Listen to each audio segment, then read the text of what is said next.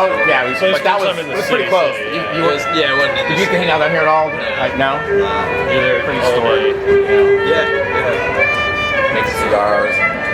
Yeah, it was cool. A couple of cigars. What do you think about that fucking loud ass violin in our audio? Can we go down further? Yeah, we may need to. Okay. Yeah. All right, man.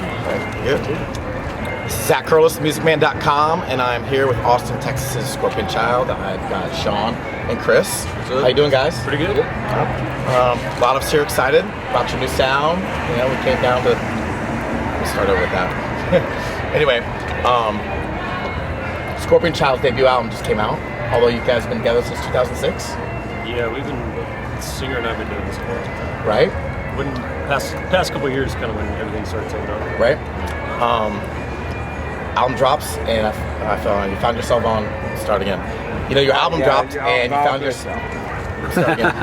You know, your album dropped, and you found yourselves on the Mayhem Fest tour. Yeah. You know, how did that work out for you guys? It was kind of beneficial, to be honest with you. We thought we were going to be the odd man out, which we kind of were, but it actually worked. Stylistically. Yeah, right? And it actually going to work to our advantage. You know? I think a lot of people would be there for a few hours, and they would just kind of hear the same kind of like blast beats and like growling vocals. And right. After a while, I think it just kind of became white noise, you know. Right. And that's not saying anything against the band. School's been absolutely fabulous, but absolutely. I think that what made us stand out is that we weren't doing that. I think we were doing more rock and roll kind of thing, not so heavy metal. Right. And so a lot of people would stop and listen because they would hear something different, like kind of stood out. So you'd actually hear some harmonies and some melodies, right? Yeah.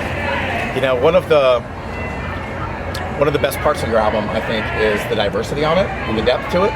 You know, from different points in the album, I hear, you know, different types of influences. And even that last track on the record totally sounds like Deep Purple with the organ in it. And, yeah. You know, I think that actually a cover song. Yeah, that is a cover song. It is? Yeah. Oh, well, that makes sense. It's a German psych band, Lucifer's Friend. Yeah? Yeah. I'm going to have to look that up. Yeah. Thanks for the info. You know, I was into the punk scene in the 80s. And a lot of my favorite acts came from Austin, Texas. DRI, Mikey Offender and the Offenders. You know, the first white boys to play punk, Big Boys, came out of Austin, Texas. And this year, I find that two of my favorite records from this year made my top 10 list was your record and the new record from The Sword, Apocryphon as well. Tell us how that music scene just seems to thrive and spawn in Austin, Texas, and continue to put out bands for decades now that are all I think different stylistically and not commercial. Well, I think great. that's the thing with Austin. It's kind of a melting pot of, you know, culture and, you know, people, and, you know, I think that breeds, like, you know, a really diverse music scene. You know, and the thing that's cool about Austin is no matter what genre of music your preference is, you know, you can find like-minded musicians that are talented, and, you know, you can put bands together. I think where the problem with the music scene in Austin arises is with the influx of people, and there being so many bands that, you know, it creates a problem as far as, you know, if getting your band off the ground and trying to make money and gigs and that sort of thing is next thing possible. There's so many other bands doing it, right? And it kind of, you know, the bands kind of shoot themselves in the foot by, you know, agreeing to play shows for free or next to nothing, you know, because, you know, you try to, you know, ask for a guarantee, well, there's 100 other bands that do it for free, right? So, and even sell tickets for the venue. Yeah, we were discussing that on the way up here today. That's kind of a relatively new thing to Austin. It never used to happen, but it's starting to happen now. It happened everywhere. But again, I think why it's you know, always, you know, putting out good music is just the influx of people there, and just, you know, it's a music town. You know, that's what people go there for. That's true. It's an easy home base to get started. The important thing, talking about bands coming out of Austin, is if you want to be bigger than Austin, you have to think outside of Austin. It's like you can kind of, you know, cut your teeth, you know, live shows and playing and like being able to play all the time anywhere, and just being able to kind of own that skill. But the key to success is getting outside of Austin, and it's creating that kind of supply.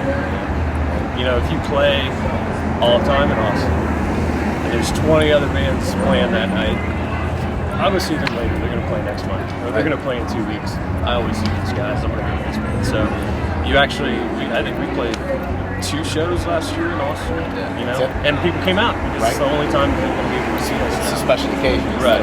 Yeah. Oh, they're playing again next week. Yeah. Right? So what are your current tour plans? And now you're on tour with Nonpoint. I don't know how many dates you have on this tour. Just kind of a small run. Just a couple shows. Right. Yeah, we're actually going out to play Shiprock.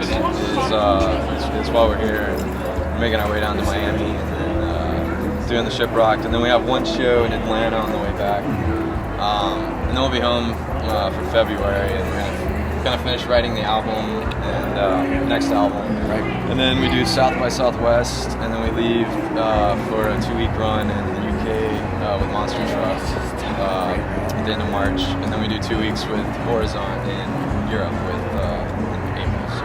Your new album's great as well. Yeah. Like it a lot. I really thank you for your time, guys. Yeah, thank Wish you, all the man. luck, Yeah, man. definitely. Love the record. Yeah, thank you guys. I heard that. I heard that. Tara's a huge horse on. Oh yeah. Yep.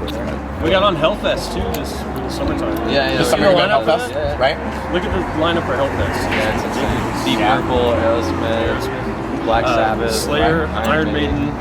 Yeah, but I think Soundgarden. Tom Maria is the only original guy playing in Slayer right now. Unfortunately, Carrie's on it? Carrie. No, I'm sorry. Carrie's the only one. Tom took Okay. Tom took some time off. Oh, really? Yep. They fired Dave Lombardo. Yeah. Yeah. Yes, but they had like contractual dates to fulfill for whatever reason. Carrie all by himself. That's pretty funny. Yeah. Wow.